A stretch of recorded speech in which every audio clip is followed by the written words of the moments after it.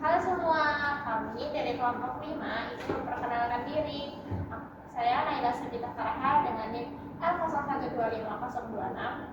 Saya Tenegra Wisarun dengan NIM L01250338. Saya Muhammad Regan Asfar Azizan dengan NIM L01250554. Saya Muhammad Aki Adira Jendra dengan NIM L01251071.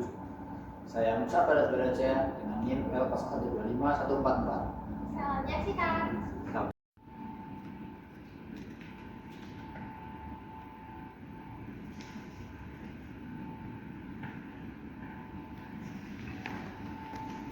Gimana? Eko nih error ya?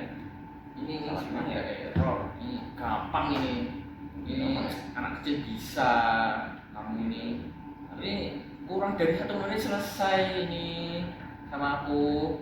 Udah 1 menit. Iya bener. Gampang ya berarti ya? Gampang banget. Ini masalah sepele kok ini kok. Tuh bisa kan? Ya, Jadi kan? ya saya dong. Iya tahu, nggak boleh bilang kayak gitu, bahasanya tuh terlalu kasar. Coba deh kalian searching ini videonya Pak Rahmadi yang kesatuan berbahasa, biar kalian bisa tahu kalau berbahasa itu harus yang santun. Nah itu tuh videonya tuh.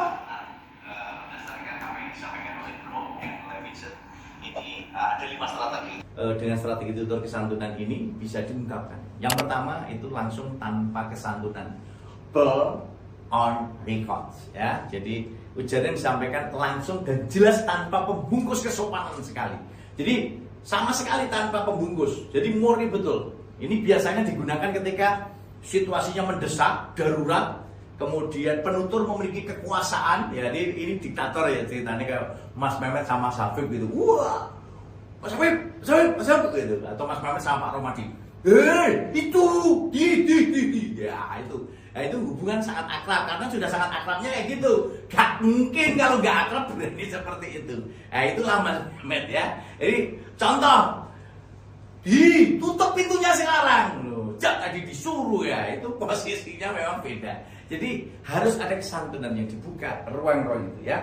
Oke, lanjut yang kedua, teman-teman ibadah luar biasa, kita lihat pada kesantunan positif ini ya. Kesantunan positif ini seorang penutur atau kalau dalam bahasa asingnya itu Levinson mengatakan positive politeness.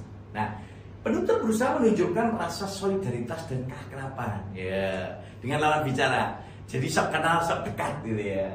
Bro, ketemu lagi ya. Padahal belum ketemu. Kayak Pak Romadi ketemu di kelas itu sama kalian semua. Ketemu lagi dalam dunia nyata. Loh, Pak, mau pernah ketemu? Kan kemarin ketemu dalam dunia mimpi gitu ya. Nah, itu yang tentu menjadi bagian positif politis ya.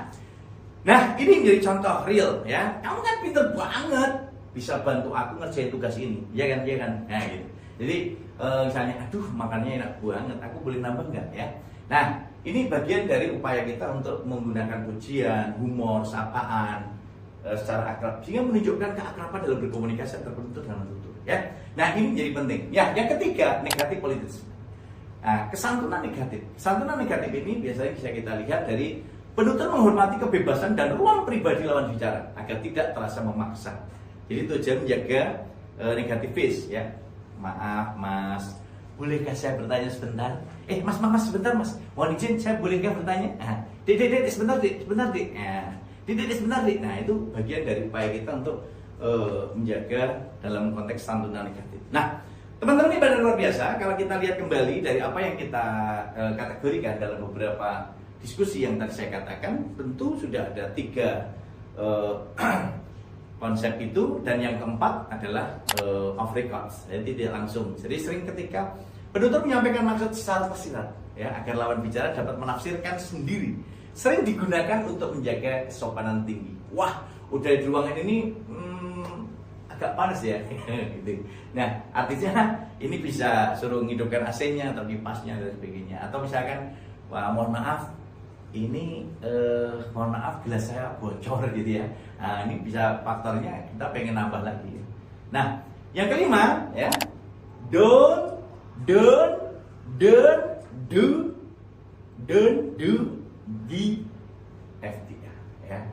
Fitch, tidak tidak melakukan tindak tutur mengancam. Jadi betul-betul menjaga risiko. Risiko terlalu tinggi kalau kita tidak melakukan tindak tutur mengancam ini, karena penutur memilih diam atau menghindar agar tidak menyinggung. Nah, ketika diam, orang diam dia susah, bro. Jadi ketika diam, ini bisa memahami maksud, tapi juga bisa nggak dipahami. Maka seseorang itu tidak menegur kesalahan atasan secara langsung, melainkan melaporkannya secara formal di lain waktu. Nah, ini jadi prosesnya kita menjaga muka betul, dan ini bagian upaya kita untuk melihat semua aspek ini. Nah, oleh karena itu teman-temanku, ketika kita membangun sistem keyakinan, ya, bertutur, menjaga dan menggunakan strategi fisik santunan, ini kita bisa pahami apa yang katakan Leeds 1983 itu bahwa ada maksim kebijaksanaan. Ini kaitannya dengan bagaimana menjelaskan kurangi kerugian bagi orang lain, tingkatkan keuntungan bagi orang lain. Jadi kurangi kerugian. Jadi kita harus selalu berbuat baik, menguntungkan orang lain. Tolong bantu saya kalau tidak keberatan. Mas, minta tolong ya, bantu saya ya, gitu ya. Yang kedua, kedermawanan, ya. Kurangi keuntungan bagi diri sendiri, tingkatkan bagi orang lain. Jadi meminimalisir diri sendiri tapi maksimalkan untuk orang lain.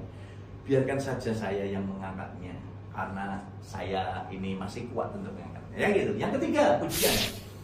Kurangi celaan terhadap orang lain, tingkatkan pujian. Nah ini, jadi, keren. Apa yang kamu sampaikan tadi keren loh. Itu bagian dari apresiasi, ya. Kemudian hati, kurangi pujian terhadap diri sendiri, tapi maksimalkan untuk orang lain, ya. Saya cuma bejo saja, karena saya terbiasa minum bejo, gitu ya, sehingga saya akhirnya jadi bejo. Ini contoh-contoh yang kita lihat dari kebijaksanaan, kedermawanan, pujian, kerendah hatian. Tapi ada juga kesepakatan, agreement, ya. Agreement maksudnya usahakan untuk setuju atau menghindari perdebatan langsung. Nah ini, iya, tapi Mas Mehmet ingat ya, karena hari ini Pak Lili nggak datang, ya sudah, gitulah, ya. Yang keenam, simpati maksim, ya. Tunjukkan empati dan perhatian. Saya turut berduka cita atas meninggalnya kutumu. Ini menjadi bagian penting yang tak terpisahkan dari upaya kita. Kenapa? Di sinilah sebenarnya teman-teman, ketika Pak Romadi mengatakan bahwa dalam bertutur ada faktor-faktor yang mengaruhi kesantunan tuturan seseorang ketika bertutur dengan lawan tutur. Kenapa? Kesantunan dalam berkomunikasi ini akan ada faktor-faktor yang mempengaruhi. Satu, status sosial dan kekuasaan. Nah, orang yang memiliki tingkat sosial atau kekuasaan lebih tinggi biasanya akan lebih tidak santun kepada bawahannya, ya. Ketika keakraban, semakin dekat hubungan seseorang antara penutur lawan tutur, dia semakin tidak santun. Biasanya terus jangkar, ya. Dia tidak lagi bosok tapi jangkar, itu saking akrabnya, bro. Jadi di situ kekuatan yang luar biasa, dan itu ada buktinya. Dan bocahnya nggak datang hari ini kita, ya. ini real, ya, real. Jadi teman-teman semakin akrab kan betul-betul just gaspol, gitu ya. Yang ketiga, tingkat ancaman, ya. Tingkat seberapa serius dampak dari tindak tutur itu. Jadi kalau tuturannya ini akan mengancam dirinya, ya dia akan disantun. Jadi ketika mohon maaf Bapak, mohon izin tadi tidak sengaja saya melakukan itu, tapi memang mohon diizinkan, ini demi kebaikan semuanya, lancar semuanya, ya. Teman-teman ibadah luar biasa. Dari faktor-faktor ini dikatakan oleh Brown dan Levinson itu menulis bahwa begini, semakin besar jarak sosial, ya, semakin besar jarak sosial, semakin tinggi kekuasaan dan semakin besar ancaman, maka semakin sopan strategi yang digunakan. Oleh karena itu, teman-teman ibadah luar biasa, harusnya seluruh masyarakat Indonesia harus belajar pragmatik agar tidak mengumbar ujaran kebencian di media sosial, agar tidak melakukan tidak menyakiti orang lain dengan kata-kata. Jadi prinsipnya, kalau tidak mau disakiti, jangan menyakiti. Kalau tidak mau dilecehkan, jangan pernah melecehkan. Kalau tidak mau dibenci, jangan membenci. Dan disinilah secara keseluruhan di Indonesia harus kita pahami kesantunan dalam konteks budaya Indonesia. Orang Indonesia, orang Timur, maka harus bisa memanusiakan manusia dengan kebinekaan. Di 38 provinsi kita bisa menyesuaikan bagaimana menyebut orang Jawa dengan bapak, ibu, mbah, mas, kemudian kata permohonan tolong, mohon maaf, ucapan mohon maaf, terima kasih, itu dalam semua konteks sosial dengan semua ragam-ragam bahasa daerahnya yang variatif. Ini menjadi salah satu keinginan kebersamaan kita agar kita orang Indonesia selalu jos gandospol, selalu ramah, selalu menyenangkan ketika bertutur, ketika berkomunikasi, dan itu wujud pemahaman pragmatik, wujud penguatan pragmatik. Sehingga kalau kita lihat semua aspek-aspek pragmatik dalam komunikasi kita, tentu ini akan bisa kita lihat fungsi kesantunan dalam berkomunikasi ketika kita lihat dalam perspektif pragmatik. Yang pertama, jelas menjaga hubungan yang harmonis. Yang kedua, ini menghindari konflik dan kesalahpahaman. Saya kira sudah saatnya seluruh masyarakat Indonesia berhenti saling mengumbar kebencian, mencaci maki. Kita harus satu padu, bergotong royong, bangun Indonesia bersama-sama. Kita tunjukkan bahwa kita adalah seluruh keluarga, satu keluarga Indonesia.